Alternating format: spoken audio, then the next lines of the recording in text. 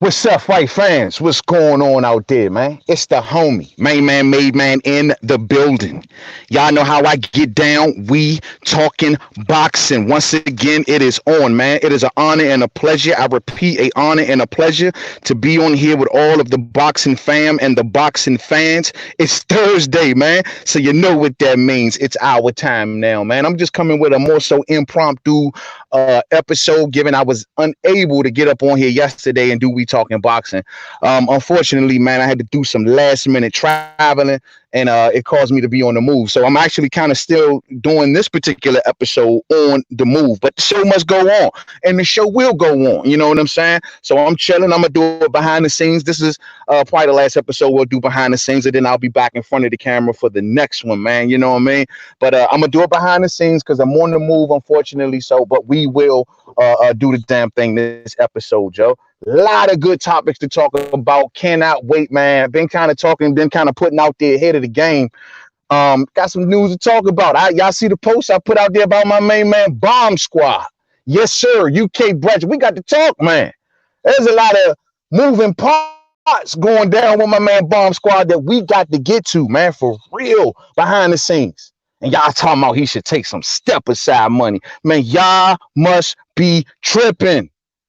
All of the money that's going to be involved in this, down the moving parts behind the scene, the involvement of new characters, new streams of revenue, we going to talk about it. But there's still some areas of concern up in this joint.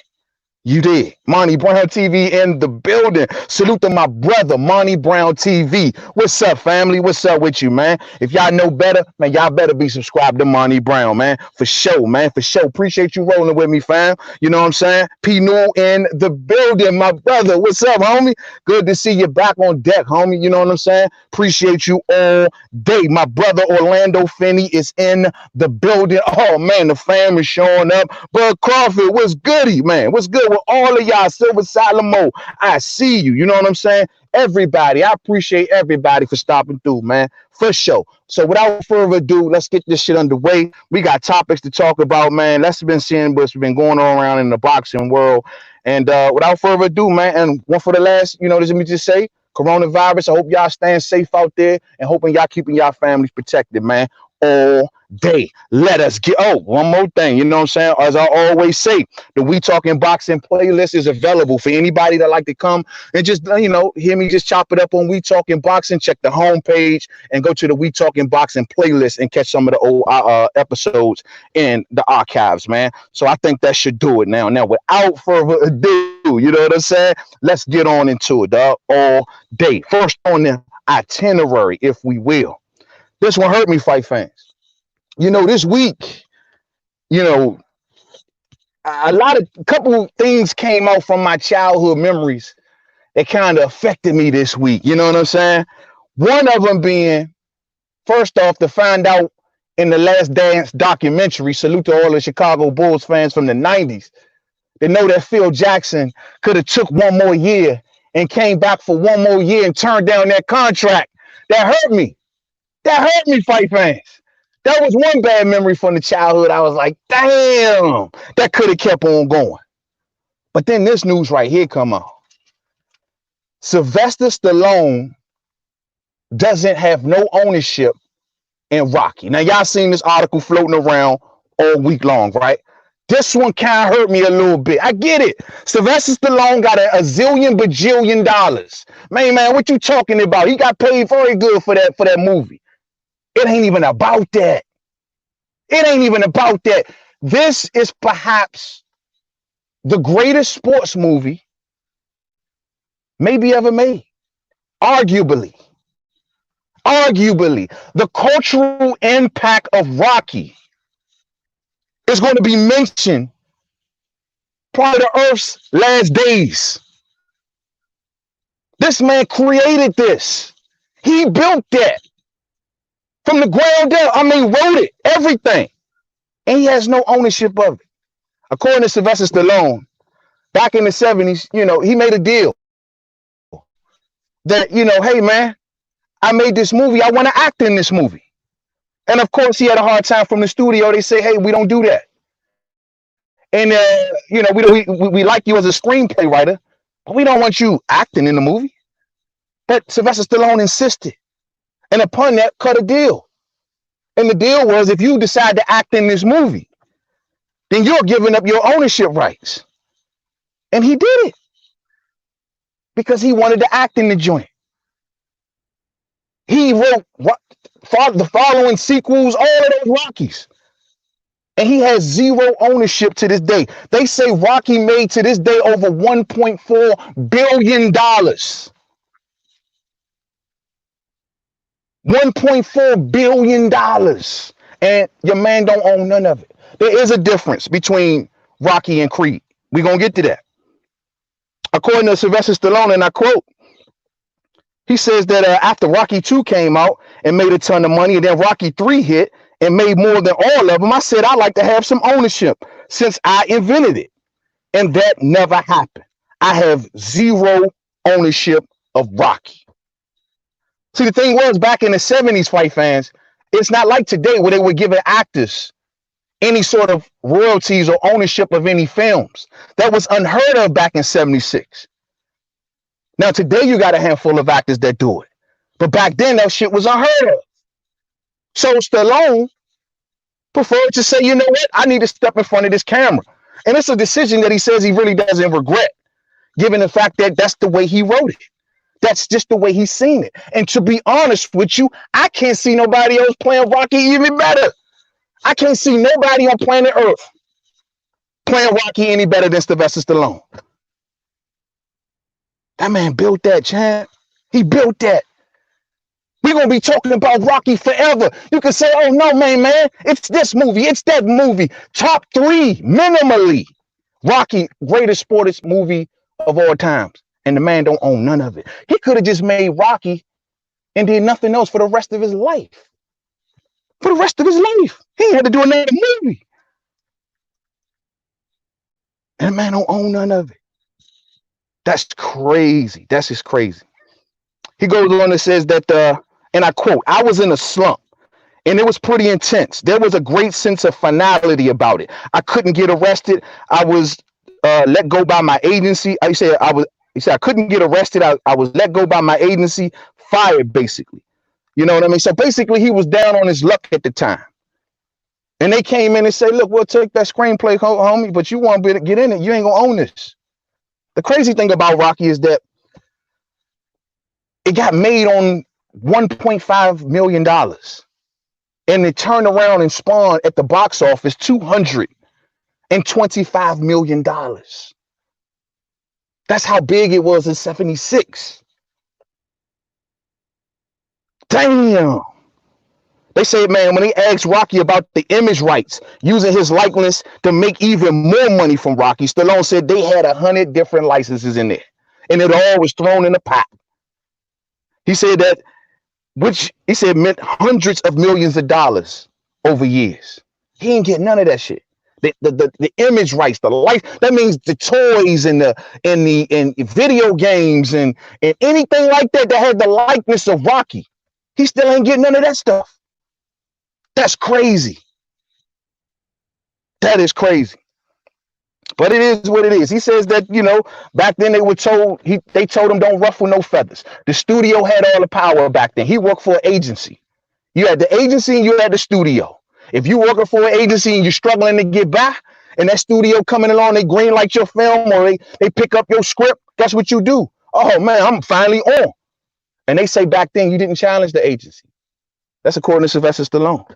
That's the way they did business. Wow, that's crazy. So it reminds me of like Jean-Claude Van Damme, man. To know how Jean-Claude Van Damme got screwed out of all of those hit movies them early string of movies that he had, like a Kickboxer and what's my joint with the Kumite, Bloodsport, all those early ones, man. He got lowballed on, all because he took a bad deal. Now Sylvester Stallone ain't get lowballed; he got paid. Don't get it twisted. But at the end of the day, damn, champ, I can't believe it, man. You don't even own Rocky. Before I end this segment, man, move on, I want to drop some fun facts about Rocky that I never knew, man. Real spill. Sylvester Stallone, in the original script, they say Mick was supposed to be a racist. Did not know that. They say the original story, they changed this while they were filming Rocky, literally in the middle of filming. Mick was supposed to be a racist, and the way that Rocky ended wasn't supposed to end that way. Good thing it did. The story played out perfect. You know what I'm saying? Especially for sequels. But it wasn't supposed to be made that way. It said that Mick was supposed to be a racist, and Rocky was supposed to be ended with Rocky throwing the fight after he realized that he did not want to be part of professional boxing. So Rocky was supposed to throw the fight at the end. That's crazy. That would have been a whole nother meaning to the movie. That means that all that talk of overcoming and adversity, that was the beautiful thing about Rocky. A dude who didn't believe in himself at all. Just thought he was just a lucky dude to just get a good opportunity. He didn't believe he'd win until he actually got in that ring. Until he actually got in there. And he dug deep and he figured that it's more to me than meets the eye. He learned about himself through the fight game. It's a beautiful movie with a lot of beautiful meaning. But to know that the original ending was for Rocky to throw the fight and for Mickey to be a racist, that is crazy. Did y'all know that Ken Norton was originally supposed to play Apollo Creed? It wasn't called Weathers. It was supposed to be Ken Norton. And on top of that, they made a mistake. If you look at the movie, but I always wondered is the Rocky's poster. It said in the poster, it had him in red shorts with a white stripe, but in the fight, he fought in white shorts and a red stripe. I realized that I always just thought it was just whatever. They said, man, that the budget was so low that they wasn't even willing to get another poster. They just like, screw it. The budget was so low for that movie that Rocky had his father in the movie. His father rung the bells. His brother played a singer on the street corner. He had homies all around in the movie. And they kept it low on purpose, under $1 million to make the movie, just so it can get greenlit by the producers without having to check with the studio. It's crazy, man. It's a good movie. It's a good movie. And no, he ain't got no ownership. Unbelievable. Let me see what y'all talking about before we move on, man. Damn. It's all good, bro. Hey, I'm in the building. Lost D Punch Out TV. What's up, fam? What's up with you, man? What's goody, man? Yeah, man. Hey, man. He said, man, I thought that he owned Rocky and Creed, says Bud Crawford. No, well, that's the thing. Rocky was done with a Studio United artist. Creed was done with MGM. Those are two separate things. You know what I'm saying? So who knows, man? Maybe he has a better deal with Creed than he did with Rocky. But as far as Rocky, no ownership. You know what I mean? These are according to the interviews done by Sylvester Stallone. No ownership. But with Creed, I think it might be a little different. I know he's still writing the screenplays for it. The question is how much ownership. And on top of that, Sylvester's still out here putting that work. They say he got another Demolition Man coming out. And on top of that, he has, I think, another Creed, man, and another Rambo. Like Slim, hey, he's still working. What's Sylvester Stallone got to be like 90, champ? You know what I'm saying? But hey, put that work in, man. Put that work in, man. But yeah, man, that's crazy, fam. Yeah, that's crazy money, man. Rocky, man. If Rocky would have went the original script way, man, will we be talking about Rocky today? Would it be considered one of the greatest boxing movies of all time? I wonder, man. I do wonder. Let's get to the next subject, man. The WBC. Talking about lowering the sanctioning fees. Did y'all hear about Mauricio Suleiman come out and say that he is talking about lowering the sanctioning fees given because of the COVID-19 situation? And, you know, I think that is a promising thing to do. That's cool. That's all love. But how about this? Cut the shit off altogether, huh? You know what I mean? Right now, at least one fight back, maybe first fight back. Let the fighters have their purses. Let the fighters enjoy. Don't have to be fined throughout the year. Put that shit on pause. You know what's going on. A lot of these cats ain't training like that. A lot of these cats ain't, who knows when they come back to fight. They talking about fighting with crowds, without crowds, in arenas and alleys and in elementary schools and cafeterias. They talking about fighting everywhere. So ain't no telling when these dudes, but the WBC, they talking about they want to, you know, probably cut the sanctioning fees. And I think that, like I said, a smart thing to do. According to Mauricio Suleiman, and I quote, head of the WBC, it will be necessary to have flexibility. Make adjustments to what situations are coupling, adjust fees. What I directly announce is that we are all going to have to be flexible. The sanctioning fees will go down and we will try to cut expenses for everyone. End quote. We will try to cut expenses for everyone. Hey, WBC say, hey, we're a business. Yeah, but don't forget your business is fighters. Sanctioning fees. I mean, I don't know. How do y'all feel about the WBC collecting and sanctioning fees during this time? Is it, I mean, we always advocate for everyday people. Bills should be on hold, and during this time, if you're not working, and because it's no fault to you. I mean, should these fighters catch a break on the sanctioning fees? It's at no fault to them. It's pretty much almost the same thing going on. How y'all feel about that, man? How y'all feel about that? Let me see, man. I got Lawrence Williams in the building. What's up, family? What's up with you, man? My man Lawrence said, yo, man, Ken Norton, man, was a movie star back then. Norton played in NC-17 movies called The Mandingo about slavery around that time. Oh, shit. Man, Norton was trying to put that work in a NC-17 film, man. That's some shit. That's like borderline, like porn or some shit, ain't it? You know what I mean? I don't know, man. I ain't too hip with that, but man, Ken Norton was out there, but he was one of the first Apollos, man. He turned that thing down, bro. I guess they said the money was too low. There was a lot of people that turned their roles down in Rocky. I mean, they was only working with like $1 million budget. You know what I mean? So they wasn't doing nothing, man. Yeah, man. DaDa in that building. What's up, family, man? What's going on with you, man? He said, man, tell them sanctioning bodies, man, what we told the supervisor. Exactly. They run this shit. This is our house. You do what I tell you to do. I put the work in around here. That's exactly what the fighter should say, fam. That's exactly what the fighter should say. And I'm just like, man, I don't know if it's a good thing to even mention collecting those sanctioning fees. Right now, all that shit is on pause, should be on pause. But for the WBC to come out and at least make the statement be known that, look, we're willing to at least put it on pause. That's cool.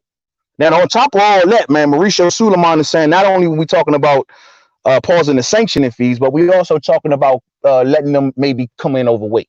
They saying that the first couple fights, they don't mind. You know what I mean? They may let fighters come in overweight, and if they come and tip the scales a couple pounds, and that I'm a little torn on fight fans. I mean, weights are weights. You know what I mean? Their excuses are, well, these fighters are not training like that. A lot of them are not training at 100%. A lot of them don't have access to gyms like some of them do. I mean, that one a little harder for me to be like, I don't agree with the drug testing being taken off the table as if they've already made that decision. The sanctioning fees should definitely go away, but the weight thing, I think some of these fighters, yeah, they're gonna be eating good. Yeah, it's quarantine time, but they also got a semi-obligation to maybe stay on weight, man. I don't know, man. I mean, this is a dangerous sport, but I guess if you want to allow for one fighter, you want to allow for all fighters. First fight back, I wouldn't be too tripping too hard about it if they did it the first fight back. But beyond that, man, I don't really care much for giving them, man, too many weight hookups, because these fighters are getting to a whole stale little thing about they want to do that every fight. Oh yeah, well, 2 fights, 3, they did this fight. Nah, none of that shit, bro. So it's good the WBC is considered on, granting them a little bit of a compromise, if you will, on weight on first fight back, because a lot of these cats ain't training, but they should be training. They should be staying in shape. You know what I'm saying? Monty says, man, they should cut that percentage, man. Yeah, I feel you, fam. They definitely should cut that percentage. I think they should just, like I said, that first one should be wiped off altogether. Maybe the second one, maybe come at a discounted rate. Let these fighters make some money, man. Then again, boxing ain't really been gone that long. It all depends also on how long we're going to be out of fighting. If the fight game coming back soon, that's one thing. If they're going to be out of work for long periods of time, then you may should consider on stretching that a little bit. But it is what it is, man. But that's what they talking about doing. Let's move on to the next subject, man. They should scrap that shit off the table if you ask me. Yeah, it's me, man. Now let's move on to this one, man. Gervonta Tank Davis. All right, y'all already seen the video that I did about Tank, and y'all already seen exactly how I broke it down in that video. Now I see a lot of people talking about it today. And Tank should feel this way. Tank should feel that way. I agree. Tank should feel some kind of way. Like I said in the video, man, if you woke up that morning and you seen what you seen, your guy, your promoter that's supposed to be rocking with you, promoting you at all times, training actual rival, somebody that you may actually fight. I mean, look, man, and then let it out to the world like that. It's like, come on, man. It's like you trying to send a whole nother message. That could have been, like they say, done on a low. It could have been tucked away. It ain't had to be put out there the way it did in cinematic fashion, the way it was. Did y'all see that shit? It's like cinematic as hell. It's like watching a trailer for a new movie. It's a new Transformer movie. It's cinematic. It's in slow motion. They put work in for that. I mean, did they have to go that far? So I'm like, but the thing is with Tank, and I've said this too, Tank has made some decisions throughout of his career. Well, let's not fake and act like that him and Mayweather are like the best of friends. They ain't. Tank has done a lot of things that is probably counterproductive to the way Mayweather see things. You look at Devin Haney and Tank, you see night and day. And so it is what it is. I mean, but the fact is, you in business, man, and it's right, man. How do you cut your nose to spite your face? This is the fighter that you promoting. How do you go to them limbs? I mean, we asked the same question about this dude when he was promoting Wilder, when he was promoting Bomb Squad. We like, how the fuck can he talk against Bomb Squad and promote Bomb Squad in the same sentence? It made no sense to us. And that's how people look at this. Oh man, him and Devin, they got a good relationship. Him and Devin, they go way back. We all know that. But at the end of the day, man, this could have been done in a different manner. Floyd is a man of marketing genius. He knows how to market things. He knows how to get certain points across with his images and videos and stuff. He know what he was doing with this shit. He knew this was coming out. And so look, man, here's the deal. I'm not going to sit back and keep, wondering, what Tank got to do. Tank got to do one thing, period. And that is destroy shit. That is destroy everything in his path. This is what Tank has to do. Destroy everything in his path. If Floyd is going to work against you, I don't even understand how I'm even saying that shit, dog. Like, if Floyd is going to work against you, then you got to destroy everything, bro. Every fighter. You can't go in there pussyfooting. You can't go in there barely missing weight. Bro, the best answer to all of this is for you to destroy everything. Including Devin. You seen what he said in his tweet. Y'all seen the tweets. Devin, Ryan, anybody. They put in there with you. Loma. Oh, look, man. Tank is getting older, man. He ain't no baby no more, fight fans. It's time for Tank to unleash himself. Put yourself away from them cats. You ain't got to be in Mayweather's gym. It is fucking what it is. Go back to be more. Go back to the grind. Go where you need to go to get inspired. And come back and destroy everything, man. And you put yourself back in the driver's seat. That's what it is. That's what it is, man. And I can't believe Floyd did it. Today, fight fans. Did y'all see today? This dude actually went back and did another one. They put out a whole nother one. They trying to send straight messages, cuz. They trying to send straight messages. He messing with the boss's daughter. He messing with the boss. Devin no snitch ass, man. He messing with the boss's daughter. Tank say, man, I already knew they was the ops, man. You got to destroy all them cats, bro. If Tank is smart right now, I'm going to be honest with you. And I know some of y'all might think this is a little bit off brand. I think Tank should go smack at Devin. Why not? What are we missing? What are we losing here? Go at Devin. Don't turn away from Devin. Go at that fight.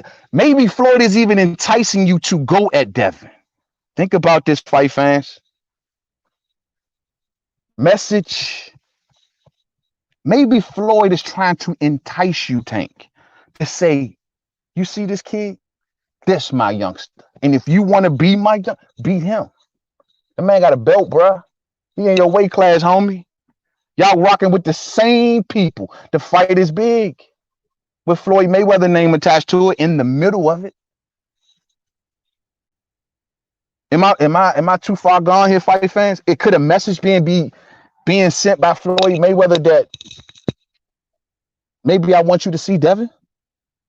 And the winner of you and Devin will then go on to become that guy that represents me against like a Ryan and the whole comparisons of a De La Hoya versus Floyd Part 2. Everybody, the media, is waiting to make that comparison.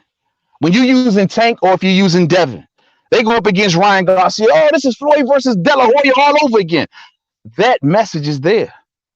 The question is, will the real Floyd Mayweather please stand up? Is it Tank or is it Devin?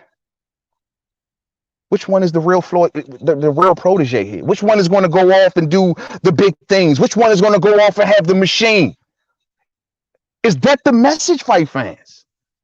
Is that the message? because Floyd knows he'll have a much bigger star.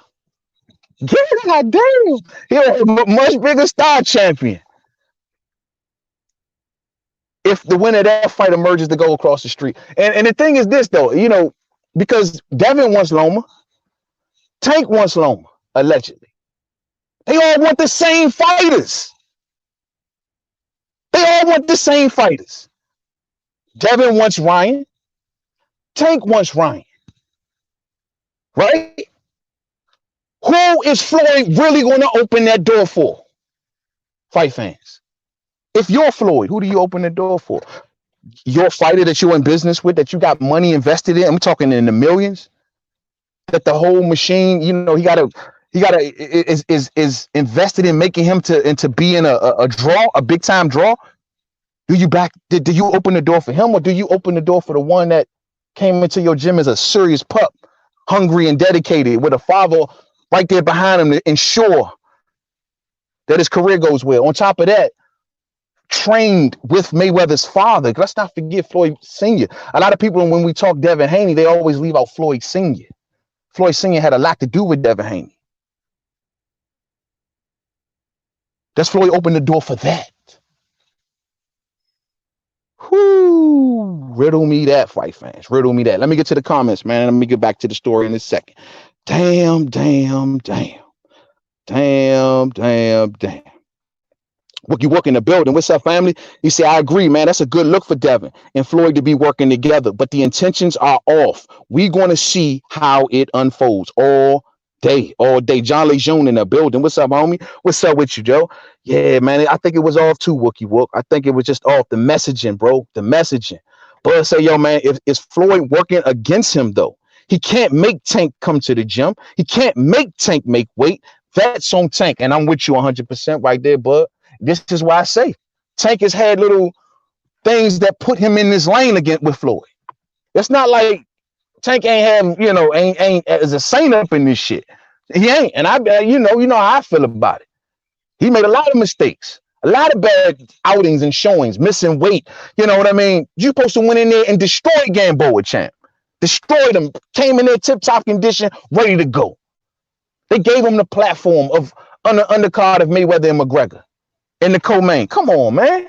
Big ass platform, bro. You supposed to destroy that dude that night, who they was lining you up with. They know that they were the type of opposition that they were putting Tank in there with. This was all done by design. I'm putting you in there with 126-pound fighters and giving you title shots for it. You ain't supposed to go in there bullshitting.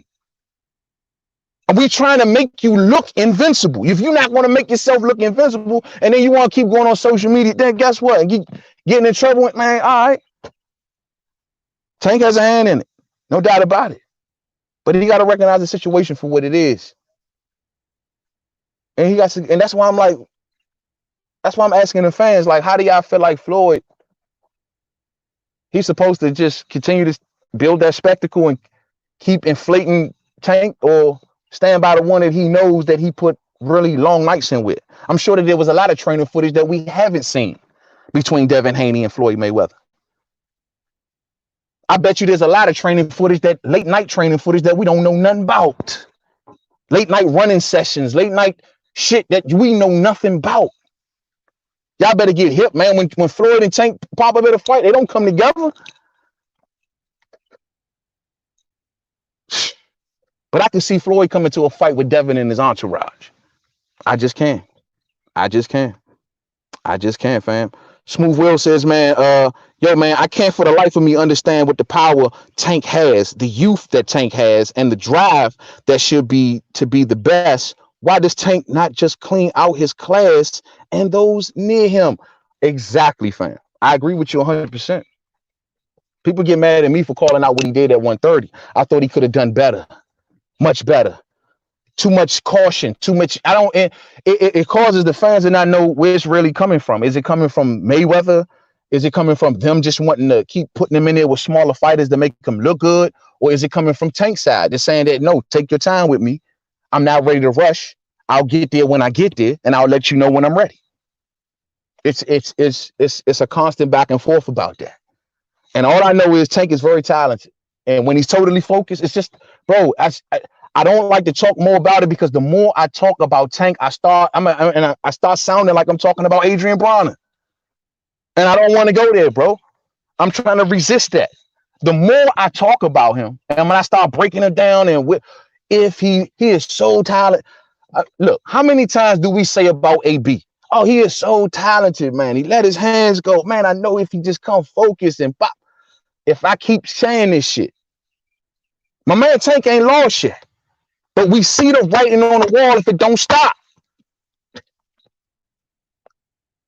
You can't be unfocused missing weight, bro. Just can't be. Just can't be. Monty says, yo, man, Floyd knows how to play on these young fighters' intelligence. Tank and Devin needs to clean out the division and meet up at the end. That'd be cool, bro. I'm with that. I'm with that. But dog, if Floyd, maybe he tossing that red meat in the middle, bro. That red meat is the next level. I can help you get there. But y'all gonna have to put the work in. And he's showing Tank, bro. You showing Tank. If you just, this is gonna be, I'm gonna be rocking with this kid if you gonna act like that, man. If you gonna come in here and be missing weight, if you gonna making me look bad like this, bro, talk smack about me out here in the public like this, man. You know what I'm saying? I like Tank, and I do, and I know he rocking with AB, and AB put a battery in his back in a lot of instances, man. Because AB is disgruntled with Floyd in a lot of ways. But Tank got to remember something. You ain't in AB's position yet, meaning that your career is still ahead of you, man. Make the right decisions. And yet I think the right decision would be Tank going in and destroy everything. Everything. Destroy everything, champ. Everything. Telling you, man. I'm telling you. It really is Floyd holding him back. If it is really Floyd, damn it, shame on Floyd. And will he reap what he sows? It could be Floyd, man. Could be, bro. You know, there was a lot of speaking about, you know, Tank smashing Floyd's daughter, and who knows, bro? Like Tank been, you know, back and forth in the public about the money situation, and just a lot of dirt, a lot of trash. You know what I'm saying? The fact of the matter is a lot of distracting bullshit. And the fact is, he better look at his homie AB, man, and pay attention to AB's story. And they will try to do the same thing to you. Maybe that's the thing that Tank is resisting, though. Maybe Tank is like, I ain't playing that game with these dudes, man. For real, man. Real shit. Real shit. Wookie Wook says, yo, man, Floyd also playing on emotions at Monty Brown. This shit getting interested, bro. Yeah, Floyd know what he doing, man. He getting the youngsters riled up. But my thing is he getting them riled up to face each other? Is he down to throw that into the mix? Because Tank, I think Tank done already shot many shots at Devin. Many shots. There's a lot of talk about what they did in sparring and all this other jazz. Hey, man, I say they do it for Devin title. Tank versus Devin for Devin title. That'll just square it all the way right there. That just sounds like right. Oh, man, they too young. They can't get along. Miss me with that. These are two fighters that are very talented fighters. One loss at this point in their career against each other won't hurt them. They can always got time to bounce back. This is the time. World title fight, 135. How can Vasyl Lomachenko or Teofimo Lopez resist the winner of that? You might got to start calling for this, y'all. You might got to start. Maybe that's the message Floyd wanting to send, man. I'm going to be watching Floyd's social media and see what kind of messages he follow up about with this. Is he trying to tell us? Because we looking into it like, oh, yeah, that's messed up and blah, blah, blah, blah, blah. But is he really trying to gin up a fight between Devin and Tank? Is he really trying to gin up a fight between Devin and Tank? I got fam in the building. What's up, homie? What's up, cuzzo? What's up with you, man? Facts, Floyd is a businessman, so he knows what he is doing. Floyd knows exactly what he's doing. He's getting these dudes riled up, man. But if they go at each other, bro, I would not be mad at that, man. I would not be mad at that. Yo, man, Wookie Wook say Tank definitely going to have a target on his back now. This shit is going to escalate real quick, and I love it. Good promotion. Good promotion. Look at Floyd, man, manipulating the promotion game off this. Man, good promotion. Floyd knows exactly what he's doing, fam. Floyd knows exactly what he's doing. But Tank got to win, man. This can be the big moment. We always, you know, Tank got to go against Lomachenko, and Tank got to go against Teofimo, the other side. Look, right here. This is it right here. It's right here. Yeah, Devin with Eddie Hearn. He's co-promoted by Eddie Hearn. Sure. But Eddie Hearn will be more than happy to do that fight. The question is on what terms? What terms? You know what I mean? What terms? Let's see, man. Eddie Stiverne say, yo, Tank better be with Sugar Hill and Kronk and follow Tyson Fury model and get the independent promoter, man. Hey, if that's what it takes, they built him. Maybe he can use what they gave him and get low. Fuck it. You know what I mean? But he ain't gonna do that. All he need is Al, man. And that's what I'll be saying about Gary Russell Jr., man. And y'all better remember Gary coming to that weight class. That's all he needs is Al, man. Floyd, you know, him and Floyd, they ain't friends, they ain't homies, they ain't none of that shit, bro. They just business associates, clearly.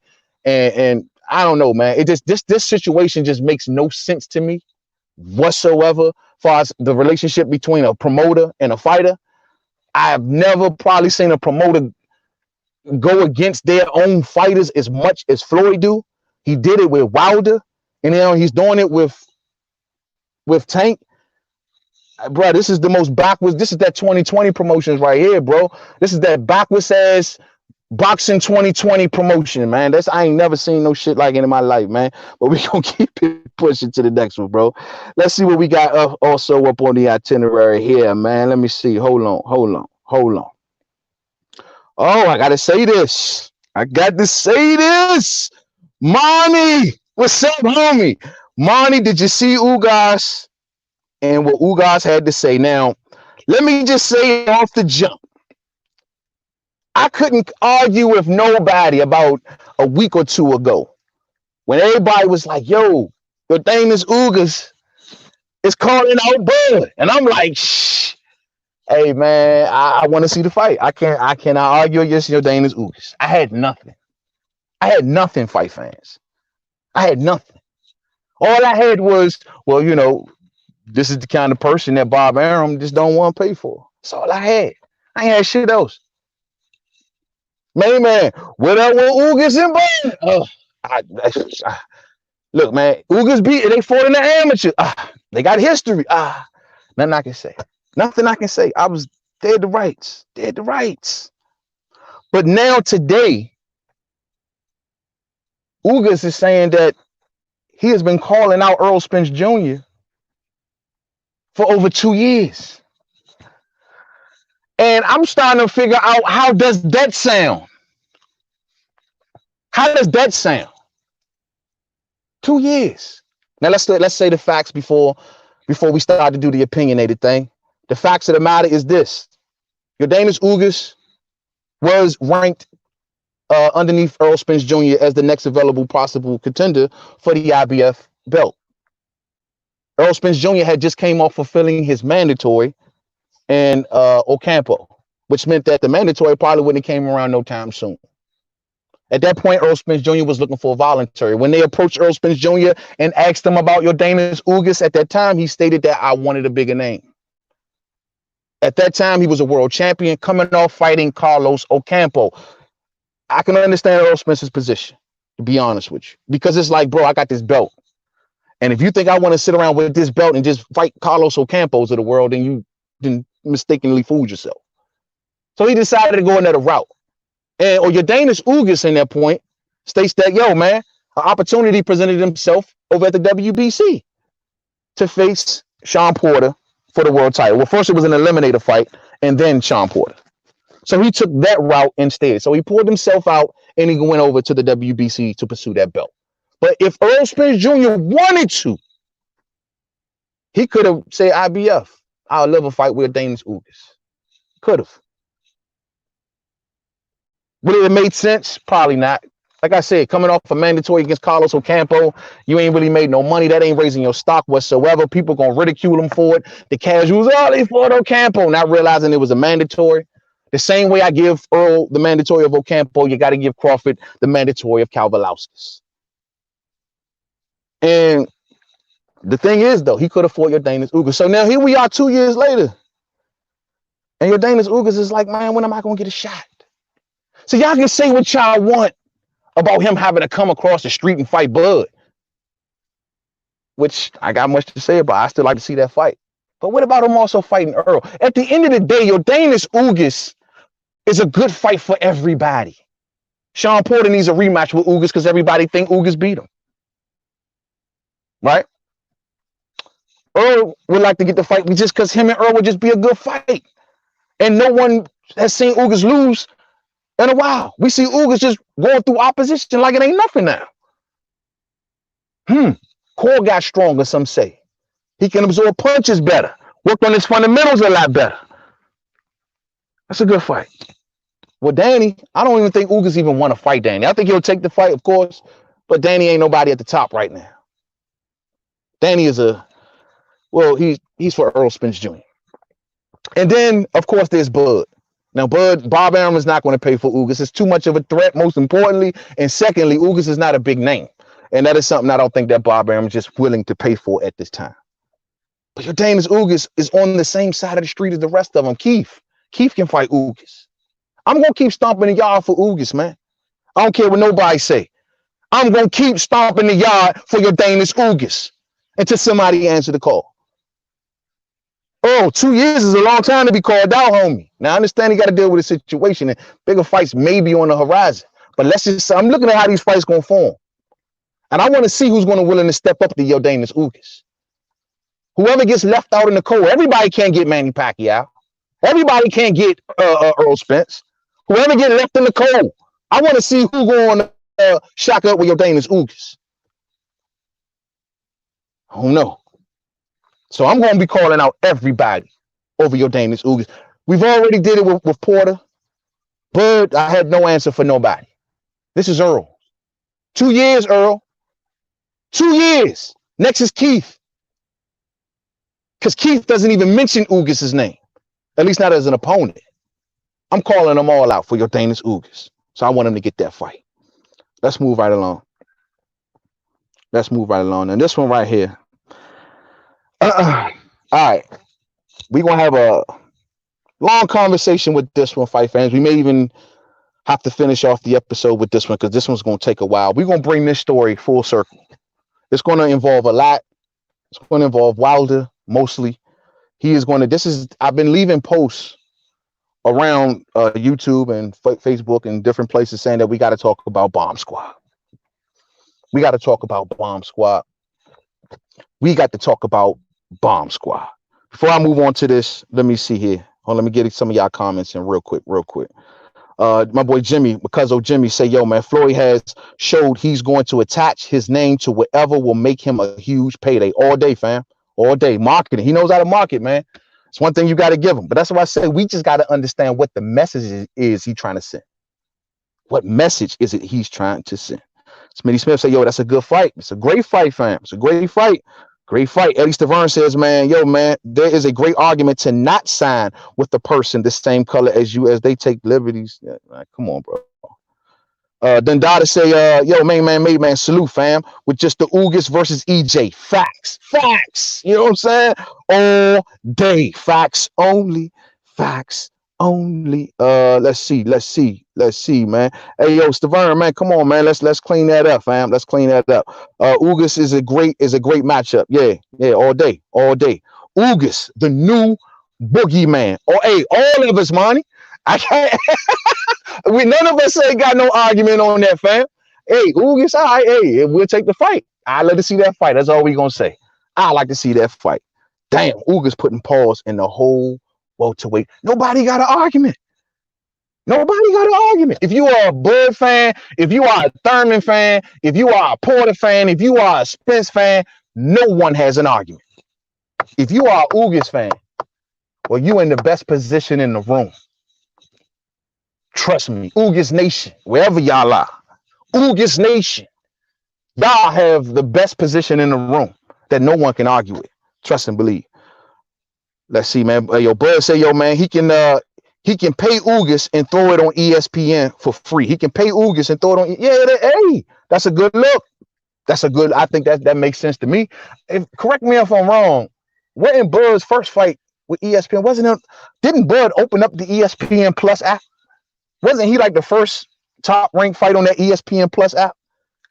They keep talking about they got 8 million followers. We about to get into this next story right here. They keep talking about they got like 8 million followers. That's enough eyeballs, man.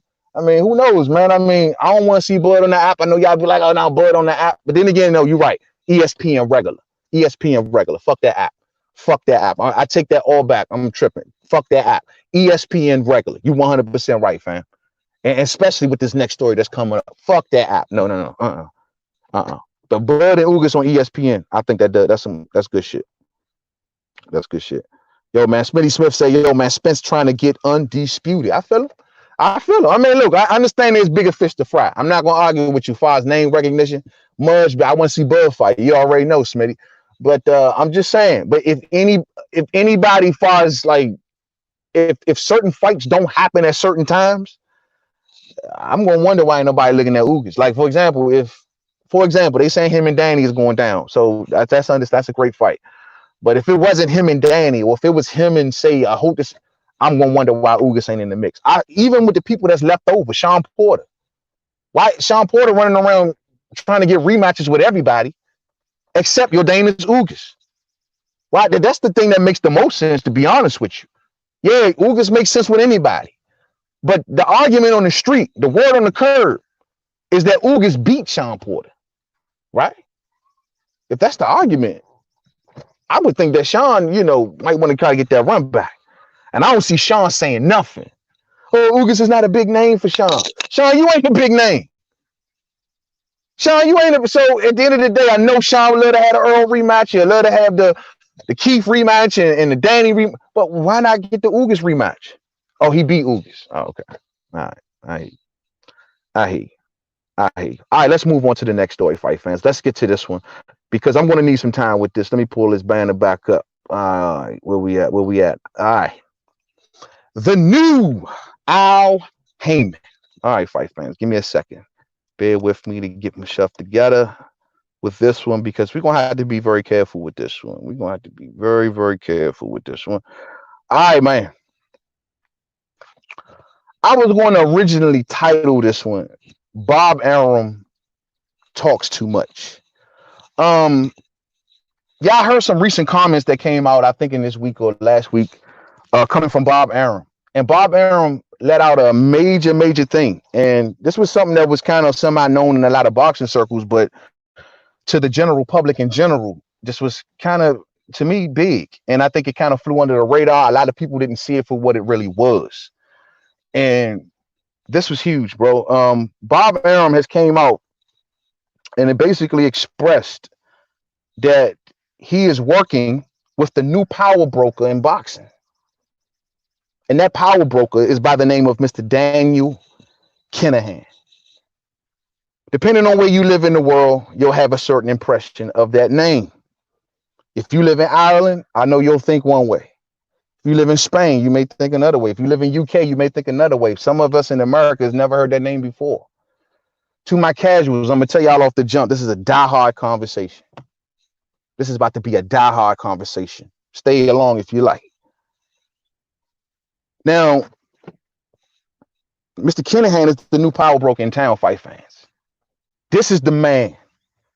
This is almost like, in a way, as you see, the new Al Heyman. This is a lot of power right here. We're going to do this from the top, too. We're going to start from the origins of the story.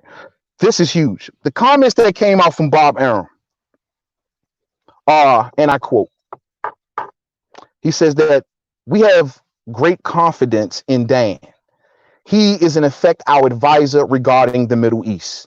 He is living there and has very, very good connections. So we early on ceded Dan the authority to explore opportunities in the Mid-East on behalf of Top Rank, and talking to Frank Warren and told Frank Warren what our preference was, and Frank agreed to go along. So the thing that's so big about that is that how Bob Arum talks so openly about Mr. Dan Kinahan. Mr. Dan Kinahan is, if you might want to call him, an advisor / boxing promoter. Mr. Daniel Kinahan allegedly has ties to organized crime. Allegedly, right? Mr. Daniel Kinahan is based out of Ireland. He came from the tough streets of Dublin, and in just a few short years has now risen to the utmost power echelons of boxing. This story is I got to get to this. This story is just impressive, bro. So the dude is allegedly to be having connections to organized crime. Let's go back to 2012, where Mr. Kinahan, who's supposed to be a member of a crime syndicate called was it I keep pronouncing his name wrong. The Kinnigan Crime Syndicate. He was supposed to be a part of that. It said that he had a hand in managing in this organization. This is his family's organization, and he has a hand into this. You know what I'm saying? It said that he is the son of the leader of the gang, the Kinnigan. Oh man, I'm just messing this all up. The Kinnigan Crime Syndicate. He is the son of the former leader. And it's basically said in a nutshell, because I'm trying to be real careful with this, fight fans. Basically said in a nutshell, he had mob ties. And in 2012, he joined up with Matthew Macklin. He got up with Matthew Macklin. They formed a company called MGM, right? Macklin, Jim Marbella. This particular gym in 2012 went on to become a boxing management outfit. They started signing up fighters in Ireland, all from Ireland and UK. Eventually, this MGM developed into a promotional company called MTK. And when you fast forward to 2016, MTK was promoting a show in Dublin at the Regency Hotel called the Clash of Clans, and where a shootout broke out during the weigh-in of that particular fight. This fight was being promoted by MGM or MTK. At this time, Mr. Kinnigan is trying his best to become an official boxing promoter. He's like, I'm trying to sever my ties from that organized crime. All of these allegations, everything that they say that I've done. I have no criminal record. I've never been caught doing any of these things. It's all been bad press on me. I'm trying to distance myself away from that stuff. And this shootout happens in 2016 at the weigh-in. Says one man got killed. Says that the armed men came in with AK-47s. It's called the Clash of Clans. There's YouTube videos about this all over the net. And that shootout, the men came in with AK-47s, dressed up as police officers. What do they call them? The Garda, dressed up as police officers. And they came in, shot at one man, got killed, 2 people got wounded. The repercussions following that shootout is said to have been huge. This was supposed to have been a shootout because this was from a rival to the gang of allegedly affiliated with Mr. Kinnigan. This is supposed to have been a retaliation, if you will, from a murder that happened about a year prior. So the place gets shot up. One man dead. When you fast forward to 2018, Kinnigan was named in the Irish High Court in 2018 as having a controlling and managing role in the Kinahan organized crime gang, which was previously led by his father, convicted Irish drug dealer Christy Dapper Don Kinahan. He had a lot of allegations put on him, but nothing can be proven. So Mr. Kinahan knows that I can't be in the public eye like this. I can't be out here like this because the more of anything I'm associated with is under threat. Things like this can happen. And he wanted to actually become legitimate in the sport. So what did he do? He backed off. And he sold MTK to allegedly a lady named Miss Sandra Vaughn. Sandra Vaughn comes out today because of Bob Arum's comments and says that, hold on, we over at MTK have nothing to do with Mr. Kinahan. We're totally separate.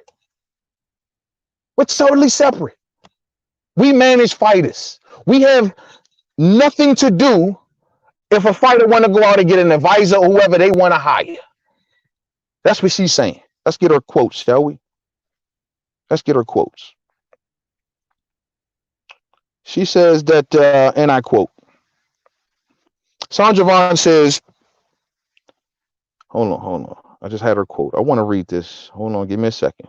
All right. Hold on. Where's Sandra Vaughn? Okay, here you go. Sandra Vaughn says that, hold on.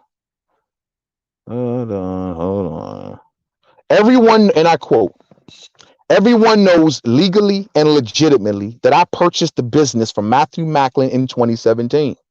Sandra Vaughn says, she was telling this to IFL TV. There are no ties to Daniel Kinahan. There was no contract or financial transaction. Absolutely nothing. He hasn't gotten anything to do with MTK Global. We manage fighters. That's our role. The reason that Sandra came out and said this is because of what Bob Arum said. Linking MTK and Daniel Kinahan together and saying that he works with them all. So MTK is prompted to say, hold on. We got nothing to do with Mr. Kinahan. Now, here's the deal, fight fans.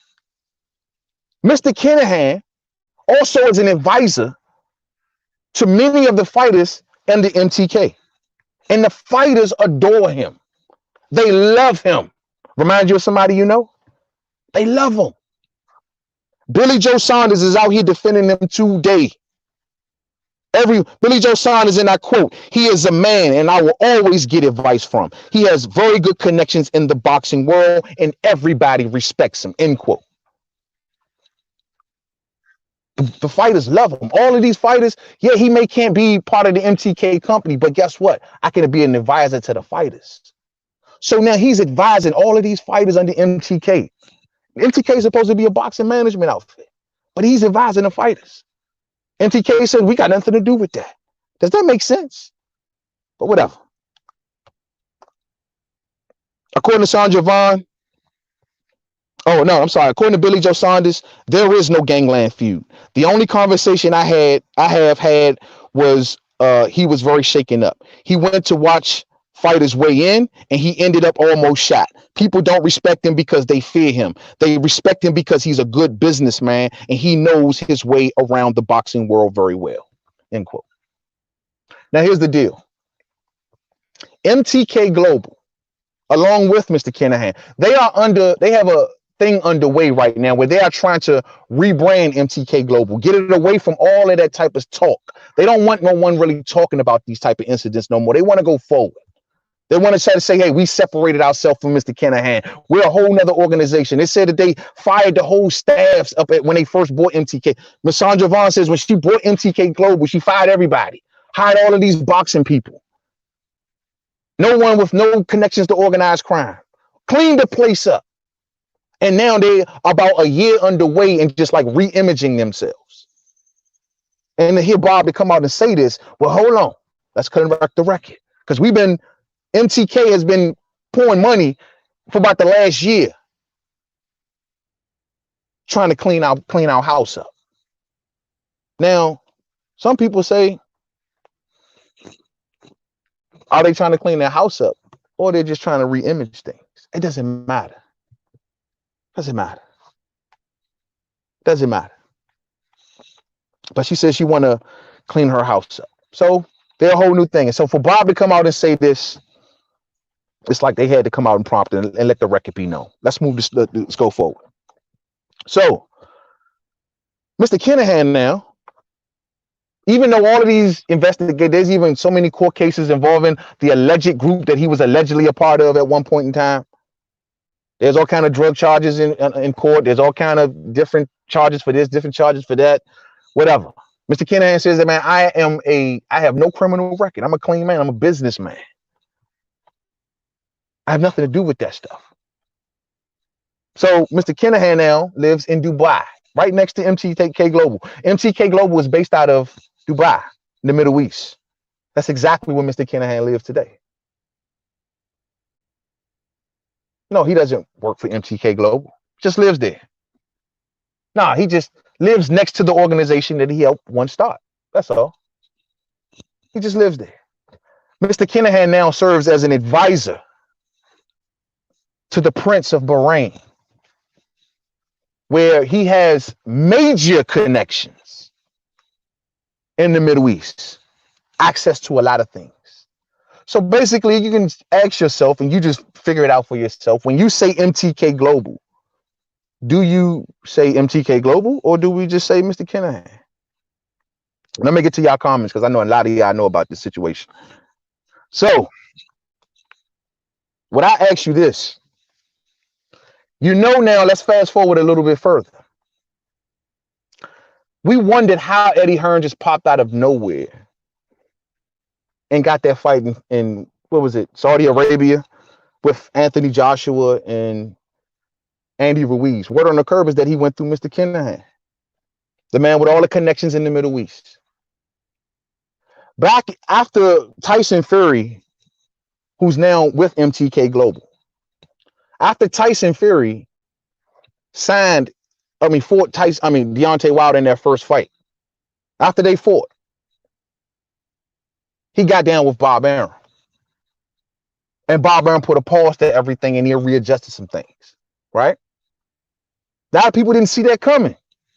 A lot of us didn't know where that came from. How was that possible?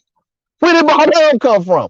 And then you take a deeper look and you see that Bob Arum has ushered a deal with MTK to get 30 shows a year on ESPN. That deal was made in March of, I want to say 2019, to be 100%. Hold on one second, because I want to be exact with that. Hold on. I think that deal, yep. So that deal was made in March of 2019. Fury got down with Bob in February of 2019. So this is how Bob got Fury. Tyson Fury was managed by MTK. MTK got a sweet deal through Bob Arum to ESPN. And the way that MTK got that through Bob Arum is through Mr. Kinahan. So Mr. Kinahan to Bob Arum, they all got this deal going. 30 fights, 30 shows on ESPN for MTK. And then out of this deal, Bob Arum pops up co-promoting Tyson Fury. So I think it's clear how Bob Arum got Tyson Fury. He helped MTK Global grow. They call themselves MTK Global. They want to be able to work on a worldwide platform. Ireland, UK, Europe, everywhere. What Bob Arum did was gave them a humongous platform to over 8 million subscribers. This is the app. He gave them a huge platform for a lot of their fighters. And in exchange, just out of the blue, I guess, Bob Arum pops up with co-promotional agreements on Tyson Fury. Makes sense, right? Like I said, Tyson Fury is with MTK. Now, today, MTK has nothing but good things to say about Mr. Kinahan. They have nothing but good things. Sandra Vaughn is said to go back over 20 years with Mr. Kinahan, the lady who allegedly bought MTK. She said she bought it from Matthew Macklin, and he had nothing to do with it. But they go back 20 years. And today, the president of MTK, all of them, they all have nothing but beautiful things to say. The thing about this with Mr. Kinahan, what makes him so strong, what makes him so powerful, is that he has the power to bring factions together. Word on the curb is that Bob was working through Mr. Kinahan to try to make a Terrence Crawford and Manny Pacquiao fight. This is where the talk came from. This is why people say when they were pursuing Manny Pacquiao, could this have possibly been, with this figure involved, access to the Prince of Bahrain, and what they want to do, the amount of money that they're willing to invest in their sports right now.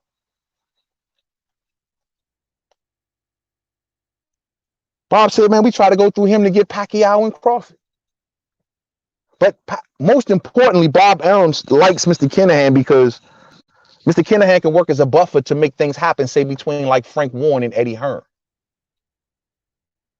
It's said that, like I said before, it's Mr. Kinahan is the one that they all went through to make that Anthony Joshua fight situation happen. According to Ms. Sandra Vaughn, and I quote, whether anyone likes it or not, Kinahan seems to have parlayed his involvement in a fledgling boxing company into a powerful role as a puppet master in upcoming world title fights in just 7 short years. Remember, he got down with Matthew Macklin and MGM in 2012. The shootout occurred in 2016. Then he went underground. Then he had to fall back from the public eye. By the time we get around to 2019, and he's advising pretty much all of MTK's fighters, they got a hold on Tyson Fury. Then he works out a deal with Bob Arum to have all of those shows shown on ESPN. In exchange, Bob Arum gets a piece of Tyson Fury. And now here we are. This is the same dude that can go walk right to the Prince of Bahrain and say, hey, I can make Anthony Joshua versus Tyson Fury. I can make Deontay Wilder versus Anthony Joshua. I can make it. The power behind the throne. The power behind the throne. Everyone loves this dude. Everyone loves us. Keep on going. Hold on. Now, there's still a lot of remnants still haunting from his past life. It said that, last year MTK had events planned for Tyson Fury that had to be canceled because of threats. This is supposed to have happened in Dublin. Now, the interesting thing about this is that Al Heyman and PBC and Fox, they don't deal much with MTK. They don't. You don't see many MTK fighters kind of, I ain't saying that they wouldn't. I'm just saying they don't deal with him as much. The people that are gathering amongst themselves are the Bob Arums, the Eddie Hearns, the Frank Warrens, the Dana Whites. Because remember something, Mr. Kinahan's position next to the Prince of Saudi, he puts him in charge over MMA and boxing. You got Bob Arum saying that this is my guy in the Middle East. We charging him to go out and find offers for us. Bob says, man, I called up Eddie Hearn and told Eddie stop shopping things around and let him take care of it. Let him find the best deals, the best venues, the best offers, where the money is. Let him. We put all our trust in him. That's what Bob Arum is telling us. And so I say, Deontay Wilder, beware. The reason I say beware, those articles that came out about a week or so ago, those could have been real articles. I think those were filler articles. The money is there, fight fans. We can sit here and debate amongst ourselves. Oh, it ain't gonna happen. It can't. It's possible now because there's a glue in the middle that can bring everything together. And that glue is Mr. Kinahan. His relationships in the Middle East, everyone loves him. The fighters adore him. Frampton, they all love him. Billy Joe Saunders loves him. Everybody. Bob Arum loves him. Frank Warren loves him. He wants to come in and make big fights happen. 7 years. 7 years. He go from no one knowing you to being one of the most powerful power brokers in boxing. And then they're saying he's the possible new Al Heyman. He got that much juice. So my thing is, you got Bob Arum out here today telling everybody, oh, Wilder Fury 3. Oh, we're going to have it maybe outside the UK, maybe in Saudi Arabia. It's very possible. They know that's very possible. Oh, based on the coronavirus, whatever the case may be, it's very possible. And why should Wilder take step aside money with all of that involved? I will never know. For anyone who thinks so. You know the money is there now. You know that the power is there. Wilder knows all of these players that are involved. We got MTK involved. We got Mr. Kinahan involved. We got the Middle East involved. We got Bob involved. You want me to walk away from all of this? Win, lose, or draw?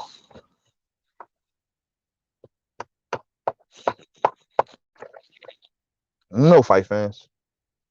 But the thing is, those filler articles, I thought those were the real deal. I think they were trying to put it out there to see how the fans chop this up.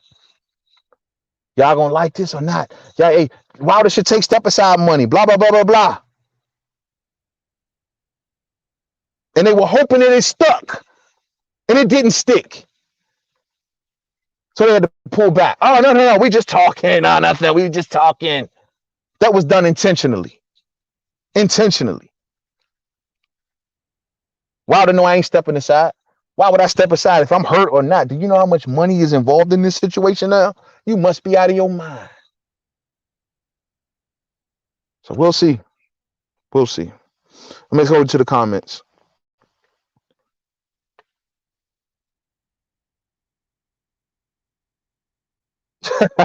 MTK stands for Mac the Knife. Mac the Knife, which was Matthew Macklin's ring name when he was an active fighter. All day, all day, all day. And here's the deal, fight fans. We're going to have to keep it 100 here. We always say that boxing is a dirty business. Y'all always think we just talking like PEDs and shit like that, man. No, boxing is dirty for many reasons. There's dirty money, dirty players, dirty actors, all riddled through boxing. That's nothing new under the sun. If this surprises you as a boxing fan, I don't know what to tell you. This has been going down since the beginning of time. So I don't have no quarrels with what bad actors you may perceive to be a bad. There's plenty of bad actors and bad money in boxing. Some turn their life around and have become legitimate businessmen. Some have become legitimate crooks. But the fact of the matter is, when we say boxing is a dirty business, it's full of bad actors. Don King come out of prison after killing a man. Comes out becomes a legendary promoter, a legitimate businessman. Do you know the dirt and the stories that go through the year involved in him, or many other people involved in boxing for that matter? It don't matter to us fight fans at the end of the day. We just want to see the best fights. We don't care what entities bring it together. But to us diehards, to us boxing geeks, to us boxing nerds, well, guess what? We got a new power broker in town. His name is Daniel Kinahan. He can make big things happen. And on top of that, the Middle East is looking to spread their influence in boxing and in MMA. You don't think Dana White ain't hovering around this? This is big business. Lots of money. I'm telling y'all, man, keep your eye on this situation. But my thing is with Wilder, watch yourself. They are thirsty and hungry for a Tyson Fury versus Anthony Joshua. The money is there. The power is there. Everybody can make it happen. They'll bring Eddie to the table. Trust me, Eddie ain't going nowhere. How many fighters, MTK fighters, fight on Sky? They have an MTK tournament on Sky. How many MTK fighters fight for Frank Warren? MTK fighters are now on ESPN. Eddie gonna get down, trust me. And they want Joshua versus Fury. The money and the attention is humongous on a worldwide level. So if they make that fight into the Middle East, Wilder, watch yourself. It's a lot of money. There's a lot of power involved with this. And there's a lot of conspiring going on. And guess what? Ain't none of it involving PBC. I'm telling y'all, fight fans, this is the concern right here. This cabal, if you will.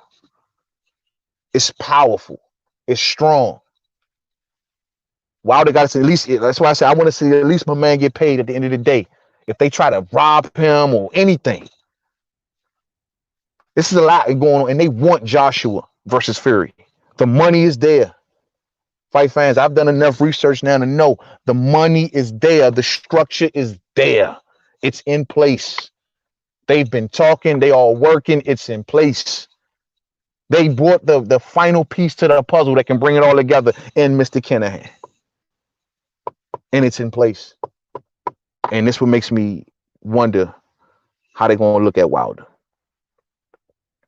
How does a man come from allegedly organized crime? Well, take that even further back. Do we call this a come up, fight fans?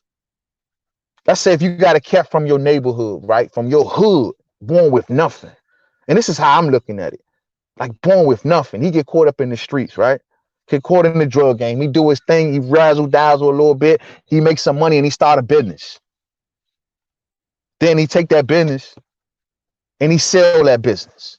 And then he take the money from that business and go off and start another business. Next thing you know, he's sitting at the table with all the top businessmen in the town.